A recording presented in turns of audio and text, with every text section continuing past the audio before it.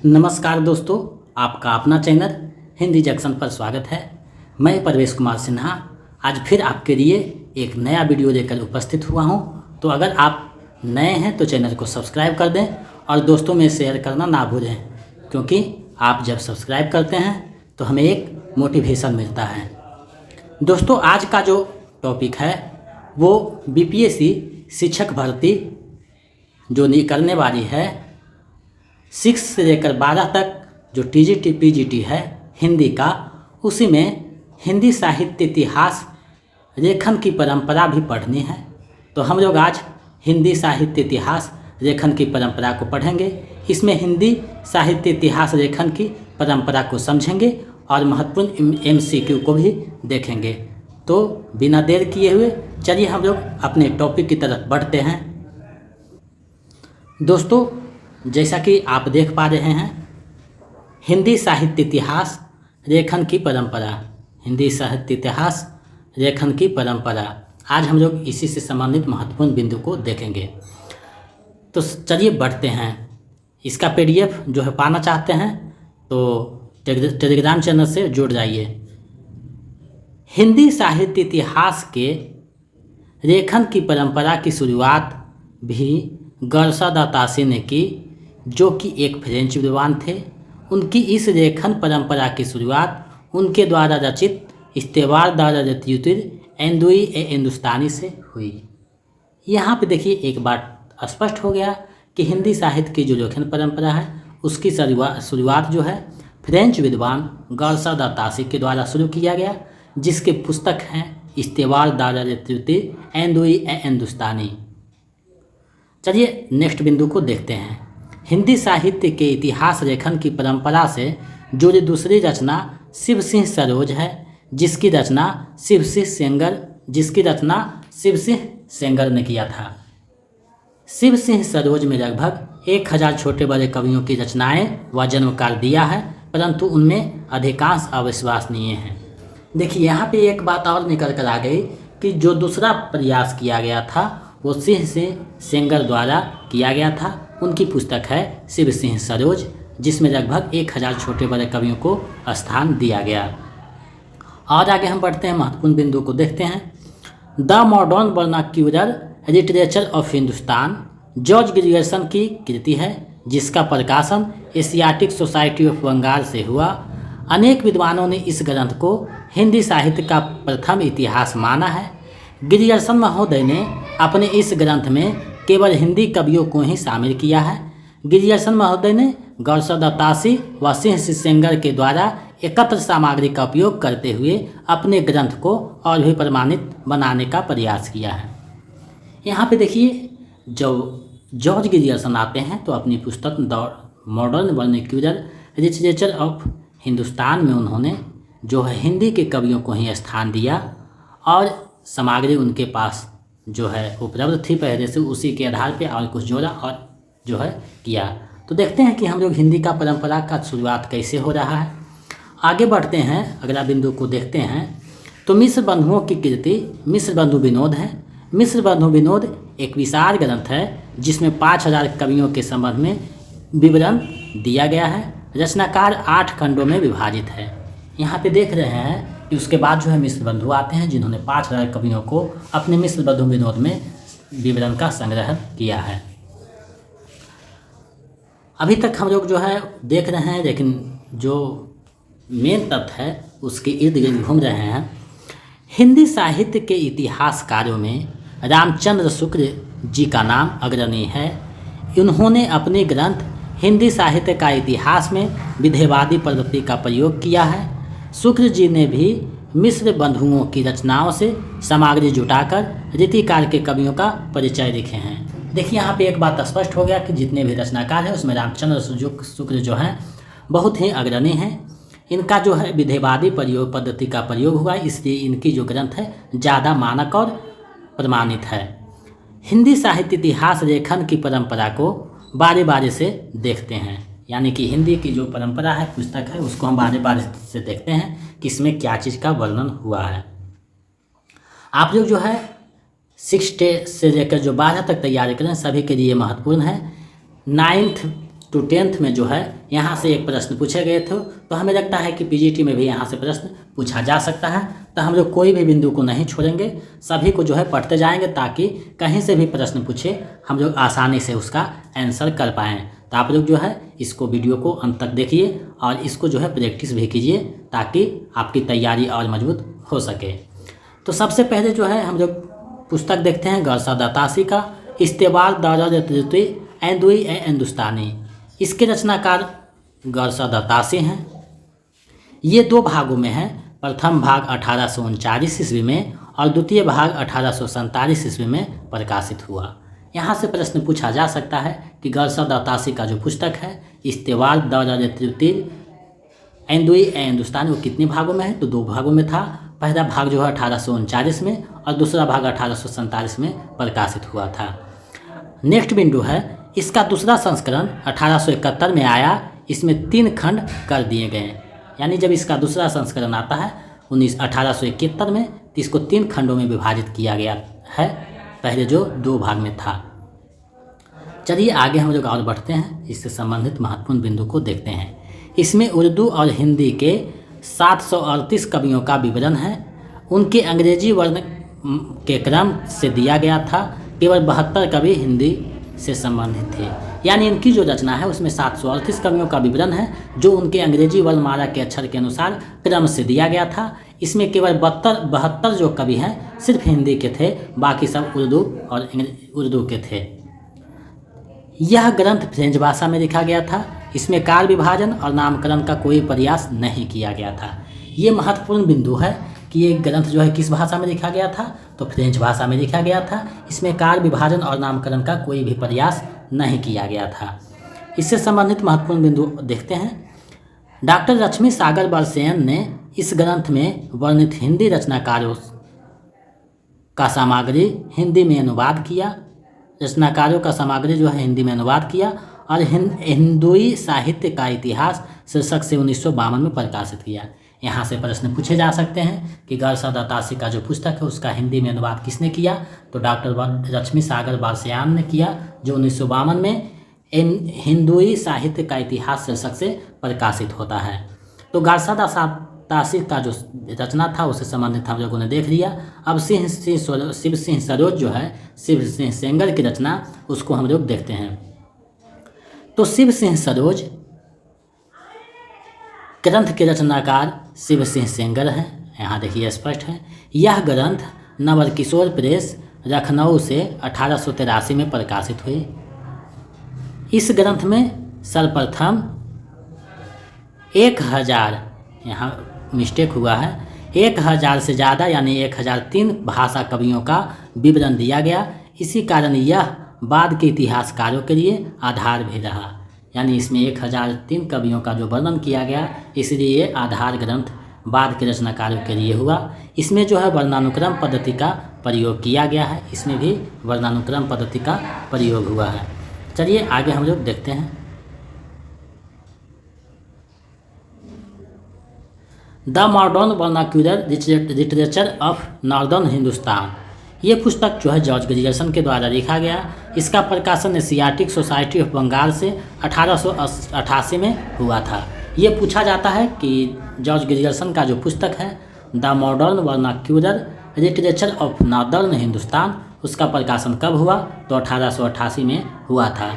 इसको 1-2 बार आप लोग देखिएगा तो आपको ध्यान में मोटी मोटी बातें आ जाएगी, तो आप इसको याद करने की आवश्यकता नहीं है, सिर्फ इसको कुछ थोड़ा बहुत देखते रहिए 1-2 बार तो आपको दिमाग में बैठ जाएगा। बहुत से विद्वानों ने इसे सही अर्थों में हिंदी का पहला इतिहास ग्रंथ माना। बहुत से विद्वानों ने इसे सही अर्थों में हिंदी का पहला इतिहास ग्रंथ माना है। आगे पॉइंट देखते हैं। इसमें सर्वप्रथम हिंदी साहित्य का भाषा दृष्टि से क्षेत्र निर्धारित करते हुए हिंदी के इतिहास को संस्कृत, पाली प्राकृत एवं अरबी फारसी मिश्रित उर्दू से पृथक किया गया। यानी इसमें जो है ये सारे जो घिच पिच हो गया था उसको जो है सिर्फ हिंदी को स्थान देते हुए इसको अलग किया गया था। आगे देखते हैं। इसमें कुल जो है 952 कवियों को शामिल किया गया, जिनमें से 886 कवियों का विवरण का आधार शिव सिंह सरोज है। इसमें 952 कवियों को जो शामिल किया गया, इनमें 886 कवि जो है शिव सिंह सरोज से डायरेक्ट उठा लिए गए हैं। तो आप देख रहे हैं कैसे शिव सिंह सरोज से जो है मटेरियल उठाया गया है। संपूर्ण ग्रंथ 11 अध्याय में विभक्त है, ये प्रश्न पूछा जा सकता है। प्रत्येक अध्याय एक कार्य का सूचक है। हर अध्याय का नामकरण भी किया गया है, यानी नामकरण का प्रथम प्रयास जॉर्ज ग्रियर्सन द्वारा किया गया है और अध्यायों का विभाजन भी जॉर्ज ग्रियर्सन के द्वारा ही किया गया है। इन्होंने सर्वप्रथम भक्ति काल को स्वर्ण युग कहा था। ये महत्वपूर्ण बिंदु है कि भक्ति काल को स्वर्ण युग किसने कहा, तो ये जॉर्ज ग्रियर्सन का कथन है। इसमें पहली बार कवियों का कालानुक्रम वर्गीकृत करते हुए उनकी प्रवृत्तियों को उद्घाटित किया गया।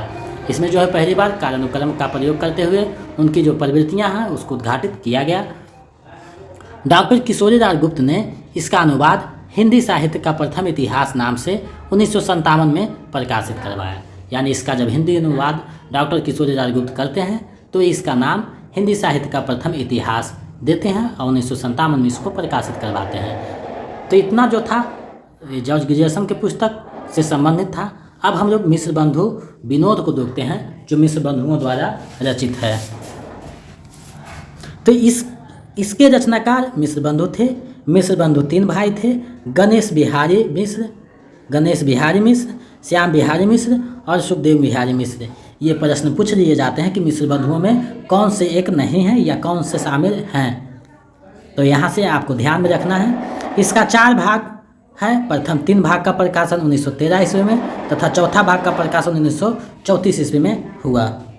हम लोग और आगे बढ़ते हैं तो देखते हैं, यद्यपि ग्रियर्सन कार्य विभाजन जो है कर चुके थे, किंतु व्यवस्थित रूप से इसका श्रेय मिश्र बंधुओं को जाता है। इन्होंने संपूर्ण साहित्य को 5 कार्यों में विभाजित किया है। यानी मिश्र बंधुओं ने अपने जो संपूर्ण इतिहास का साहित्य है उसको जो है 5 भागों में विभाजित किया है। इस ग्रंथ में कुल 4591 कवियों को शामिल किया गया। यानी इसमें लगभग 5000 कवियों को शामिल किया गया था, क्योंकि 4591 कवियों को शामिल किया गया है। ये प्रश्न पूछा जा सकता है, लेकिन ये नेट लेवल का प्रश्न है। तो यहाँ से ये प्रश्न नहीं सिर्फ ये पूछेगा कि कितने भागों में प्रकाशित है, ये पीजीटी का प्रश्न है। तो आप लोग इसको अच्छे से देख लीजिएगा जो नेट का तैयारी कर रहे हैं, EMRS पीजीटी का तैयारी, उसमें भी ये महत्वपूर्ण बिंदु है। तो ये सभी दृष्टि से महत्वपूर्ण है, इसको आप लोग अच्छे से कीजिएगा। चलिए हम लोग जो है रामचंद्र शुक्ल के जो हिंदी साहित्य का इतिहास है उसको देखते हैं। रामचंद्र शुक्ल का हिंदी साहित्य के इतिहास को देखते हैं। इसके रचनाकार आचार्य रामचंद्र शुक्ल थे। इसका प्रकाशन 1929 ईस्वी में हुआ। यह ग्रंथ मूलतः नागरिक प्रचारणी सभा से प्रकाशित हिंदी शब्द सागर की भूमिका के रूप में लिखा गया था। इस भूमिका को हिंदी साहित्य का विकास नाम दिया गया था। यानी हिंदी साहित्य का विकास नाम से प्रथम बार जो है इसका प्रकाशन हुआ था। यह हिंदी का सर्वाधिक प्रख्यात इतिहास ग्रंथ है। इसमें रचनाकारों के इतिवृत्त की बजाय उनके रचनात्मक वैशिष्ट्य पर अधिक बल दिया गया। इसमें विधेयवादी पद्धति का प्रयोग करते हुए तत्कालीन युगीन परिस्थितियों के संदर्भ में हिंदी साहित्य के इतिहास का विश्लेषण भी किया गया है। ये सारे जो है महत्वपूर्ण बिंदु होने के कारण है ये जो है महत्वपूर्ण ग्रंथ है।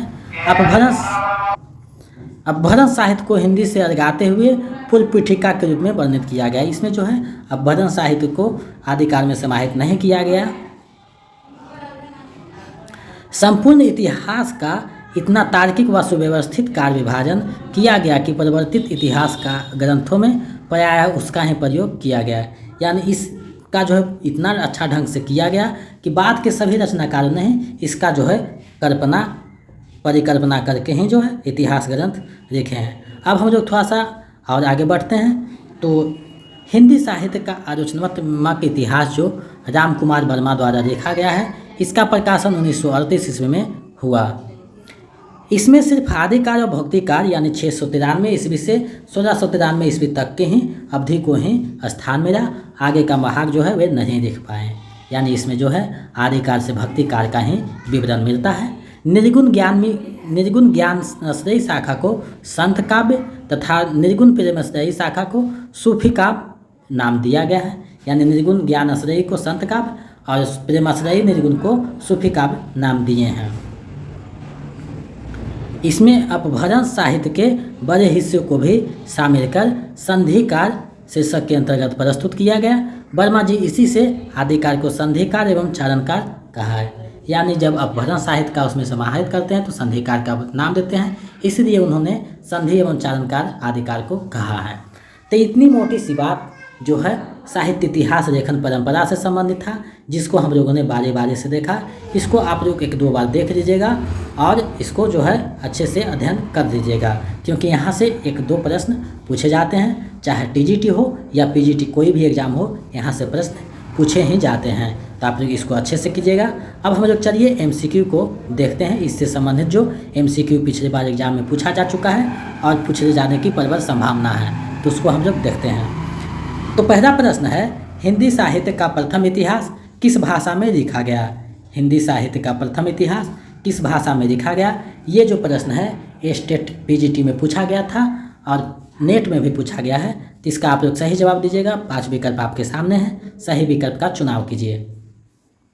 ऊपर जो है इसका चर्चा भी किया जा चुका है। तो इसका सही आंसर विकल्प जो है ग हो जाएगा, फ्रेंच भाषा में लिखा गया था। चलिए नेक्स्ट प्रश्न को देखते हैं। दूसरा प्रश्न है, मिस्र बंधुओं में कौन शामिल है? मिस्र बंधुओं में कौन शामिल है? मिस्र बंधुओं के बारे में हम लोग पढ़ रहे थे, तो उसमें कौन से शामिल है आपको बताना है। विकल्प आपके सामने है 5। बीपीएससी के अनुसार आपको चयन करना है सही विकल्प को। तो इसका जो सही आंसर है विकल्प घ हो जाएगा, उपयुक्त में से एक से अधिक, क्योंकि सुखदेव बिहारी मिश्र भी हैं, श्याम बिहारी मिश्र भी हैं, गणेश बिहारी मिश्र भी हैं। तीनों भाई थे जिन्हें मिश्र बंधुओं के नाम से इतिहास में जानते हैं। चलिए नेक्स्ट प्रश्न को देखते हैं। तीसरा प्रश्न है, गौरसद तासी के ग्रंथ इस्तेबार दौरा-ए-रतुर-ए-हिंदुई ए हिंदुस्तानी का हिंदी में अनुवाद किसने किया? आपको बताने हैं। गौरसद तासी के पुस्तक का जो है हिंदी में अनुवाद किसने किया? 5 विकल्प आपके सामने हैं, सही विकल्प का चयन करना है। तो इसका जो सही आंसर है विकल्प ख हो जाएगा, डॉक्टर लक्ष्मी सागर बारसेन ने किया था, जिसका प्रकाशन 1952 ईस्वी में करते हैं। चलिए नेक्स्ट प्रश्न देखते हैं।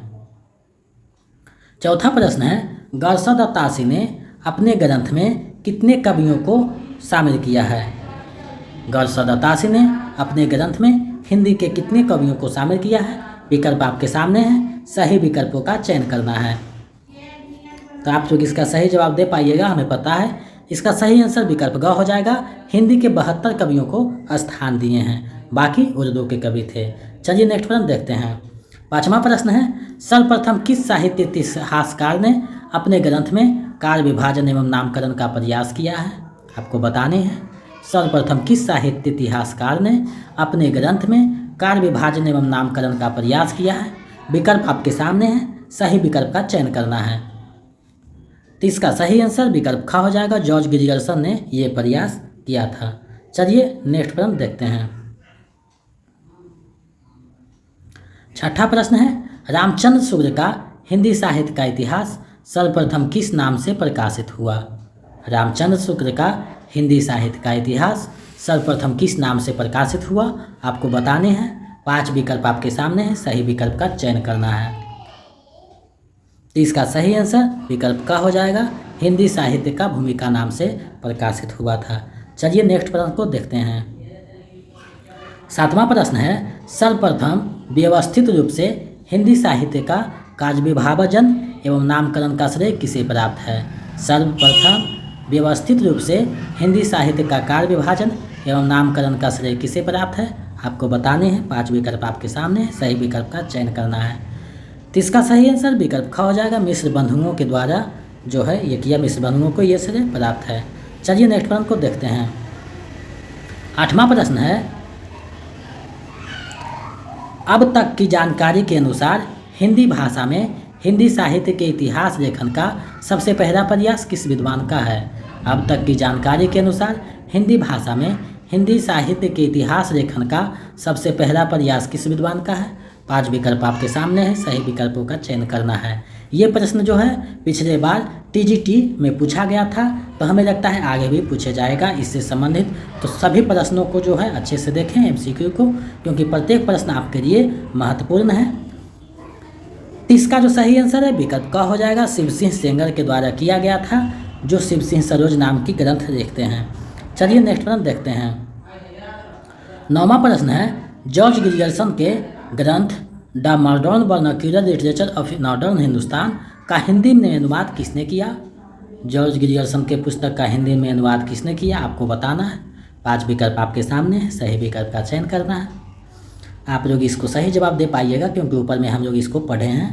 तो इसका सही जवाब हो जाएगा विकल्प ख, डॉक्टर किशोरीलाल गुप्त ने 1957 में जो है ये नाम से जो है हिंदी साहित्य का पहला इतिहास नाम से लिखते हैं, 1957 में प्रकाशित करवाते हैं। तो डॉक्टर किशोरीलाल गुप्त हो जाएगा इसका सही आंसर।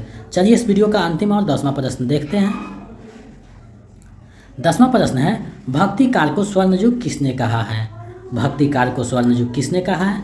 विकल्प आपके सामने है, सही विकल्प का चयन करना है। भक्ति काल को स्वर्ण युग किसने कहा है? 5 विकल्प आपके सामने है, सही विकल्प का चयन करना है। तो इसका सही आंसर विकल्प हो जाएगा उपयुक्त में से कोई नहीं, क्योंकि स्वर्ण युग जो है जॉर्ज ग्रियर्सन के द्वारा जो है भक्ति काल को कहा गया था, जॉर्ज ग्रियर्सन के द्वारा। तो इसका सही आंसर उपयुक्त में से कोई नहीं हो जाएगा। तो इस प्रकार हम लोगों ने साहित्य इतिहास लेखन परंपरा को आज हम लोगों ने देखा, उससे संबंधित महत्वपूर्ण MCQ को देखा। तो हमें लगता है ये वीडियो आपकी तैयारी में महत्वपूर्ण भूमिका निभाएगा। और सबसे बड़ी बात है कि अभी तक सिलेबस नहीं दिया गया है BPSC का, तो जब फॉर्म फिलअप होगा तो सिलेबस दिया जाएगा, उसी के अनुसार जो टॉपिक छूटेगा उसको हम लोग देखेंगे। अभी फिलहाल जो है पिछले साल जो प्रश्न पूछा गया था उसी के अनुसार हम लोग जो है अध्ययन कर रहे हैं। तो आप लोग इसका अध्ययन करते रहिए, और पुस्तक कौन कौन से आपको पढ़नी होगी उसका जो है हम आपको एक वीडियो बना देंगे और आपको सजेशन कर देंगे कि कौन से पुस्तक पढ़ना है। तो आप लोग इसको जो है अभ्यास करते रहिए और वीडियो देखते रहिए ताकि आपकी तैयारी और मजबूत हो सके, क्योंकि BPSC का जो एग्ज़ाम है एक हाई लेवल का एग्ज़ाम है। इस बार और थोड़ा सा क्वेश्चन का स्तर हार्ड होगा और नेगेटिव भी शायद हो सकता है। तो आप लोग अच्छे से मेहनत करें और कन्फर्म होकर जवाब दें ताकि कम नेगेटिव मार्क उठा सकें। तो अगर इस मेरे चैनल पे नए हैं तो चैनल को सब्सक्राइब कर दें और दोस्तों में शेयर करना ना भूलें, क्योंकि आप जब हमें सहयोग करते हैं तो हमें हौसला मिलता है, मोटिवेशन मिलता है, तो हम दुगने उत्साह के साथ आपके समक्ष प्रस्तुत होते हैं। तो आप लोग जो है शेयर और सब्सक्राइब जरूर करते रहें। मोबाइल नंबर जो है मेरा 72 61 81 53 07 है। इस पे आप अपनी समस्या को व्हाट्सएप पे मैसेज कर सकते हैं और कॉल भी कर सकते हैं, लेकिन कॉल बहुत कम उठाया जाएगा, क्योंकि कॉल उठाते रहेंगे तो पता चलेगा हम कॉल ही उठाते रह गए हैं, क्योंकि बहुत सारे आदमी का कॉल आ रहा है। आप व्हाट्सएप पे अपनी समस्या को लिख दीजिए, हम उसका समाधान करने की भरसक प्रयास करेंगे। इस तरह और आप जो है मेहनत करते रहें, अध्ययन करते रहें और व्याकरण को भी थोड़ा पढ़ते रहें।